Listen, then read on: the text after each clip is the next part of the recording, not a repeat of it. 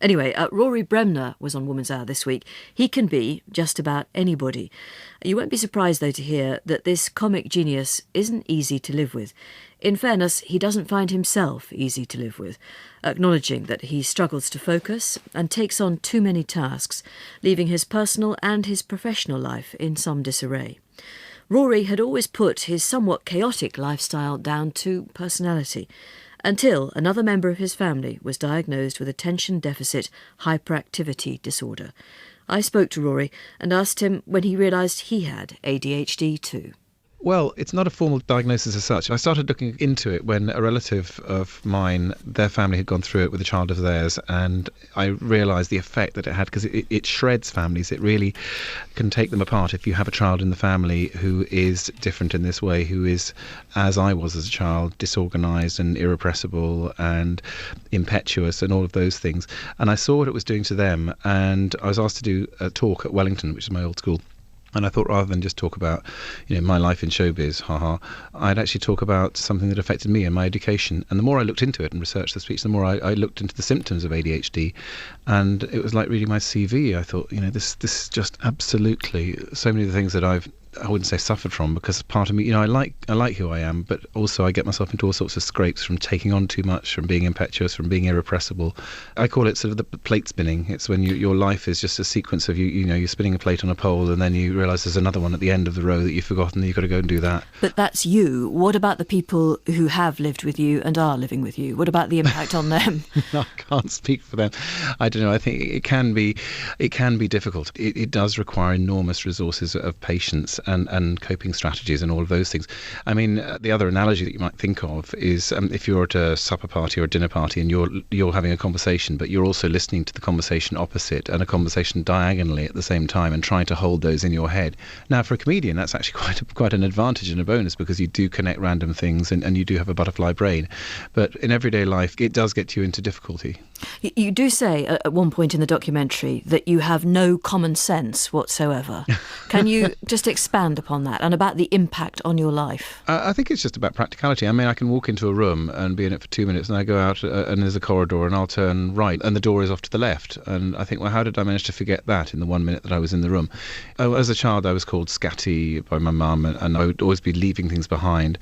And only last week, I left my glasses in the back of a cab. And I can see this in this relative. I can see that they do the same thing, and nobody is more angry than they are with themselves. And yet, you are wildly successful. Well, maybe you wouldn't have been without the element of ADHD. Absolutely. What's fascinating was the professor, an expert on this, who said that, in fact, interestingly, genetically, this whatever it is, the ADHD gene, has not been bred out over the centuries. And he said that, society needs people with ADHD, because he said they're the ones who eat the poison fruit. They're the ones who protect the rest of the tribe. But more seriously, doing this. So no, but he was making a serious point. He was saying that this is something that the society needs people who are out there. I meant more seriously for you. It's the fact that you say in the documentary that you have your own children, and I imagine. Well, you tell me, are you concerned that they may have it too? Yes, I mean, there's that concern, because there is a hereditary link. I think very importantly, because we touched on the whole issue of medication, and I was talking to a GP the other day, and of course you get into this whole controversy about medication, because there are a lot of parents whose children, they said, they're badly behaved and they want to use that as a cure-all, and that is a difficult area. But the point is that there are undoubtedly children who have ADHD. It is diagnosable. One of our interviewees had fostered 49 children and 5 of her own, and so she knows a thing or two about children. And when an ADHD one comes along, the difference. The consensus is still on this, that medication is the most effective way of dealing with this specific disorder. There's an intriguing encounter in the documentary between you and a man called Gary, who I was fascinated by the fact that he will occasionally give himself weekends off his medication because absolutely. He, quotes, misses his old self. Yeah, well, that's the thing. I mean, you kind of don't like to change your personality, but I mean, that's the thing with medication now. You can regulate and you can change. Can the label be a good thing?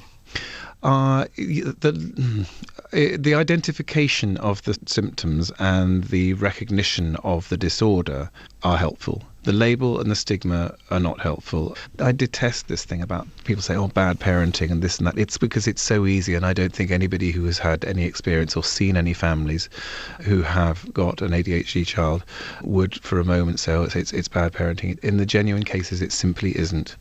What have you changed about the way you work then, in the light of your newfound knowledge about ADHD? The short answer is very little, because I've kind of had gone along with this for 50 years now, and I do have my coping strategies. I've become obsessively list-oriented person. I make lists all the time. I even make lists listing the lists that I've made. I try to organise myself, because another of the coping strategies, which is what we're talking about now, is organisation, routine. Children with this and adults desperately need routine. If you were a parent listening to this interview and you're beginning as a parent to recognise your child in all this, should they go to the GP immediately? Absolutely. Early diagnosis is what they say again and again. Early diagnosis, and they should not be, ashamed to talk about it with their GP, because GPs have learnt more as well about diagnosing it. They will ask questions about the background, about the heredity, and also, of course, the behaviour in school and at home, because sometimes the people are badly behaved at home but very well behaved at school, and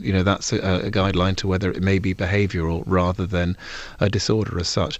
I might just give you one more example which fascinated me. It was a woman who, her first child was ADHD and was hyperactive as the thing, which it's attention deficit. I think it's actually attention surfeit, because you're paying attention to too many different things. But anyway, that was her first child. And when the second was born, the second was very quiet and almost subdued. And she actually took the second child to see the doctor and said, look, there's something wrong with my child. And the doctor just looked at her and said, do you know what? That's normal. Just to give people an idea, what else have you done today? As we're recording this interview now, it's about 3:20 in the afternoon. Well, I just want to give people a real insight into what you're like. Well, I'm up in Scotland. We're restoring a house up in Scotland, so I've had meetings with builders, and as the day developed, I realised I had to factor in 2 interviews about an opera that I'm translating. I had to write 950 words for the Financial Times for their weekend section, fit in this interview with you, and I'm doing a show in Edinburgh this evening for a wildlife charity that I do. Are you going to put the bins out? I knew there was something I forgot. Yeah. Okay. I should have. So I left it off the list. That was Rory Bremner. Now, we got quite a lot of response to that interview, as you might expect. A listener called Jane emailed in to say, it was good to hear Rory Bremner speaking so sensibly. My son has ADHD. While parenting and school strategies for managing it were helpful, his impulsiveness remained really quite problematic. He would unintentionally dash into roads and he frequently injured himself. But aged about 7, he started medication, and the effect was miraculous in allowing him to think before acting. Thank you to Jane for that. And Christina emailed to say that she has 2 sons with ADHD and a rather long-suffering daughter in the middle. She said, we've all had an exciting and at times difficult journey, but I'm very proud of all 3 of them. I recognised everything Rory discussed and was pleased it included some solutions. Thank you, Woman's Hour.